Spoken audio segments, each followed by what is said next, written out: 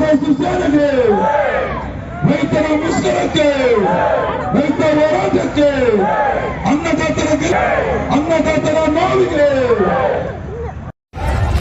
ಎಲ್ಲರಿಗೂ ನಮಸ್ಕಾರ. ಎಲ್ಲ ನಮ್ಮ ಮಾಧ್ಯಮ ಸ್ನೇಹಿತರು, ಇವತ್ತು ನಮ್ಮ ರೈತರು ಮುಷ್ಕರಕ್ಕೆ ನೀವೆಲ್ಲ ಬೆಂಬಲ ಕೊಟ್ಟಿದ್ದೀರಿ.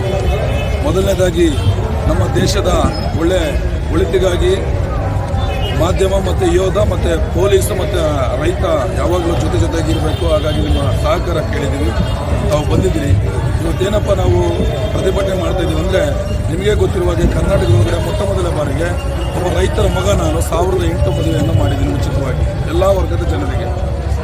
ನನ್ನ ನೋವು ಏನಂದರೆ, 1008 ಮದುವೆ ಮಾಡಿದಂಥ ನಮ್ಮನ್ನು ಸರ್ಕಾರ ಕರೀಲಿಲ್ಲ, ಯಾವ MLA ಕರೀಲಿಲ್ಲ, ಯಾರೂ ಕೂಡ ಕರೀಲಿಲ್ಲ. ನಮ್ಮ ನೋವು ಕೇಳಲೇ ಇಲ್ಲ. ರೈತರ ಮಕ್ಕಳಿಗೆ ಹೆಣ್ಣು ಸಿಗ್ತಾ ಇಲ್ಲ ಅನ್ನೋ ಒಂದು ಭರವಸೆಗೆ ರಾತ್ರಿ ನಾಳೆ ಒಂದಿನ ರೈತರ ಮಕ್ಕಳಿಗೆ ಹೆಣ್ಣು ಕೊಡಲಿ, ರೈತರ ಮಕ್ಕಳು ಗೋಳಾಡ್ತಿದ್ದಾರೆ ಅನ್ನೋ ಒಂದು ಭರವಸೆಗೆ ನಾನು ಇವತ್ತು 1008 ಮದುವೆ ಮಾಡ್ತೇವಿನ ಬೇರೆ ಯಾವುದೇ ಲಾಭಕ್ಕಲ್ಲ, ಯಾವುದೇ ರಾಜಕೀಯ ಲಾಭಕ್ಕಲ್ಲ. 18 ವರ್ಷದ ಒಳಗಡೆ ಯಾರು ಮೇಲ್ಪಟ್ಟು ಮದುವೆ ಆಗ್ತಾರೆ ಅವರಿಗೆ ಸರ್ಕಾರ 10 ಲಕ್ಷ ರೂಪಾಯಿ ಮನೆಯನ್ನು ಘೋಷಣೆ ಮಾಡಬೇಕು. ರೈತರ ಮಕ್ಕಳ ಮದುವೆ ಆಗಲಿ, ಬಡ ಮಕ್ಕಳ ಮದುವೆ ಆಗಲಿ, ಯಾರೇ ಮದುವೆ ಆದರೂ 10 ಲಕ್ಷ ವೆಚ್ಚದಲ್ಲಿ ಮನೆಯನ್ನು ಕೊಡ್ತೀವಿ. 18 ವರ್ಷದ ಒಳಗಡೆ ಯಾರು ಮದುವೆ ಆಗ್ಬಿಡ್ರಿ ಅಂತ ಒಂದು ಘೋಷಣೆ ಮಾಡಬೇಕು. ಎರಡನೇದು, ಎಲ್ಲ ಜನರಿಗೆ ವಿದ್ಯಾಭ್ಯಾಸವನ್ನು ಆರೋಗ್ಯ ಫ್ರೀಯಾಗಿ ಕೊಡಬೇಕು, ಆರೋಗ್ಯ ಫ್ರೀಯಾಗಿ ಕೊಡಬೇಕು. ವಸತಿ 10 ಲಕ್ಷ ವೆಚ್ಚದಲ್ಲಿ ಎಲ್ಲ ವರ್ಗದವರಿಗೆ 10 ಲಕ್ಷ ವೆಚ್ಚದಲ್ಲಿ ಮನೆಯನ್ನು ಕಟ್ಟಿಸಿಕೊಡ್ಬೇಕು. ಈಗ ಕೊಡ್ತಿರುವಂಥ ಮನೆಗಳು ನಮಗೆ ಸಾಲೋದಿಲ್ಲ. 10 ಲಕ್ಷ ವೆಚ್ಚದಲ್ಲಿ ಮನೆಯನ್ನು ಕೊಡಬೇಕು. ರೈತರಿಗೆ ಏನೇನು ಕೊಡಬೇಕು? ನೀರಾವರಿಯನ್ನು 224 ಕ್ಷೇತ್ರದಲ್ಲಿ ನೀರಾವರಿ ಕೊಡಬೇಕು. ವರ್ಷಕ್ಕೆ 3 ಬೆಳೆ ಬೆಳೆಯಲು ಅವಕಾಶ ಕೊಡಬೇಕು. ಅಣೆಕಟ್ಟುಗಳು ಕಟ್ಟಬೇಕು. ರೈತರಿಗೆ 24 ಅವರ್ಸ್ ಕರೆಂಟ್ ಕೊಡಬೇಕು. ಆವತ್ತು ಯಾಕೆ ಸರ್ ರೈತ ಬೀದಿ ಬರ್ತಾನೆ?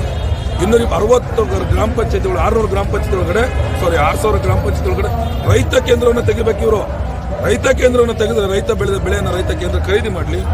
ಒಬ್ಬ ರೈತ ಬೆಳೆಯೋದಲ್ದೇ ಅವನ ಬೆಳೆ ಮಾರ್ಕೆಟಿಗೆ ಬಂದರೆ ಕಾಲಲ್ಲಿ ಕಚ್ಚಿ ಬಿಚ್ಚಿ ತೊಳೆದು ಬಿಡ್ತೀರ.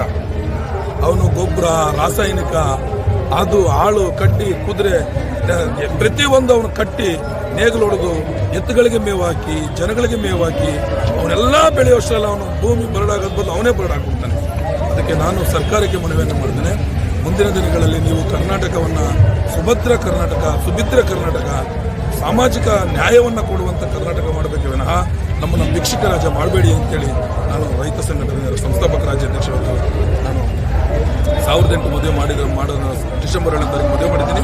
ಅವತ್ತು ಎಲ್ಲ ಮಿನಿಸ್ಟರ್ಗಳಿಗೆ, ಎಲ್ಲ MLAಗಳಿಗೆ, ಮುಖ್ಯಮಂತ್ರಿಗೆ 4 ಬಾರಿ ನಾನು ಮನವಿಯನ್ನು ಕೊಡ್ತೀನಿ.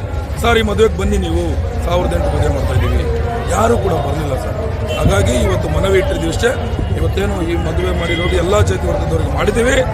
ಕುಂಡ್ರಿಗೆ, ಅಂಗವಿಕಲರಿಗೆ ಎಲ್ಲರಿಗೂ ಮದುವೆ ಮಾಡಿದ್ದೀವಿ. ದಯಮಾಡಿ ನಿಮ್ಮ ಕೈ ಮುಗಿತೀನಿ, ಈ ಕುಟುಂಬಗಳಿಗೆ 10 ಲಕ್ಷ ರೂಪಾಯಿ ಮನೆಯನ್ನು ಘೋಷಣೆ ಮಾಡಿ, ಮುಂದಿನ ದಿನಗಳಲ್ಲಿ ರೈತರ ಮಕ್ಕಳು ಯಾರು ಮದುವೆ ಆಗ್ತಾರೆ ಅವರಿಗೆ 10 ಲಕ್ಷ ರೂಪಾಯಿ ಮನೆ ಕೊಡ್ತೀವಿ ಅಂತೇಳಿ ಹೇಳಿದ್ರೆ ರೈತರ ಮಕ್ಕಳಿಗೆ ಹೆಣ್ಣು ಸಿಗುತ್ತೆ. ನಮ್ಮ ಕಾನ್ಸೆಪ್ಟ್ ಇಷ್ಟೇ, ರೈತರ ಮಕ್ಕಳಿಗೆ ಹೆಣ್ಣು ಸಿಗಬೇಕು, ರೈತ ಈ ದೇಶದ ರಾಜನಾಗಿ ಮೇರಿಬೇಕು ಅಂತ ಅಷ್ಟೇ ಸರ್.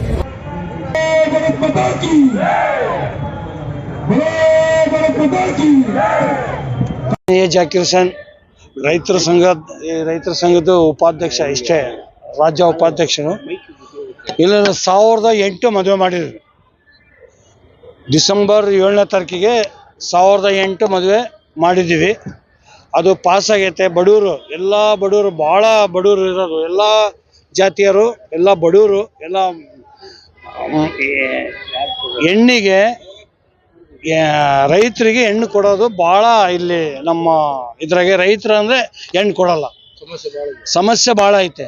ಅದರಿಂದ ನಾನು ಸರ್ಕಾರಕ್ಕೆ ಏನು ಹೇಳ್ತೀನಿ ಅಂದರೆ, ನೀವು ಒಂದು 10 ಲಕ್ಷ ರೂಪಾಯಿ ಮನೆ ಕಟ್ಟಿಸ್ಕೊಟ್ರೆ ನಿಮ್ಮದು ಸರ್ಕಾರ ಪರ್ಮನೆಂಟ್ ಇರ್ತದೆ.